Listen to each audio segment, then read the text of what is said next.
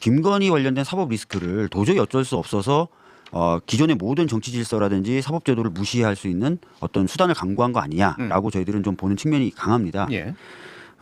그런데 이제 내란 특검이 이제 김건희 관여에 대해서 아주 간단한 방법과 또 깊이가 느껴지지 않는 그런 어떤 수사 결과를 내놓으면서 관여가 없었다라고 얘기를 했어요. 예.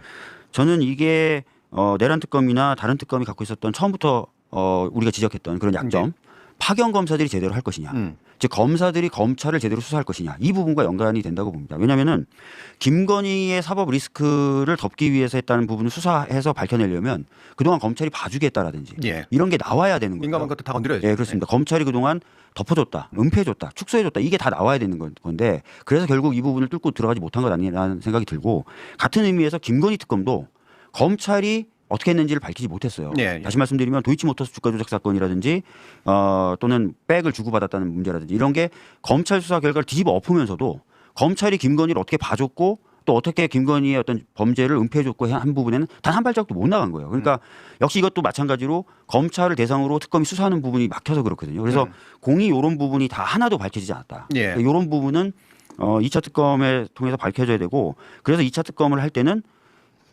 인력 구성이라든지 이런 것들을 좀 세심하게 좀 신경을 써야 된다. 예. 이런 말씀 좀 드리겠습니다. 예. 결국엔 내란 동기를 제대로 밝히는 것, 그래서 노상원 수첩의 구체적인 측면들과 연결시키는 것, 그 과정에서 검찰 등 이게 사실 앞에서 덮어주려고 했던 모든 것들, 그리고 협조하려고 했던 모든 것들을 권력기관의 핵심을 제대로 짚지 않았다. 네. 이걸 파헤쳐야 된다. 네. 거기에 박성재가 있는 거죠. 김건희가 박성재한테 김주현이 있는 거죠. 문자를 네. 보내고 잔소리를 예. 하고 박성재는 이제 그게 하도 그게 빈번하니까 김안방이라고 아예 그냥 별도의 표시를 해놓잖아요. 예. 그럼 박성재가 있으면 그러면 거기에 누가 있느냐? 또 윤석열이 또 있는 거예요. 왜 내 마누라 심기를 불편하게 해? 그런 거잖아요. 아니 그리고 수사 라인들을 안가로 불러가지고 그렇게 족을 쳤다는 거잖아요. 왜 수사를 계속하냐 김건희에 대해서. 예. 두 분의 말씀에 의해서 좀 예, 덧붙이면요. 이거 예. 이제 김건희, 윤석열 이 공동 정권의 특징이 독재에 있다고 저는 봅니다. 예. 처음에 이제 검찰을 동원한 친위 구테타로 이제 이재명 죽이기, 보복 수사, 정치 보복을 해서 검찰 독재를 했는데 이게 잘 이제 가동이 잘 안 되니까 나중에는 이제 군사를 동원해서 친위 구테타를 했고 예, 예. 군사 독재를 도모했다.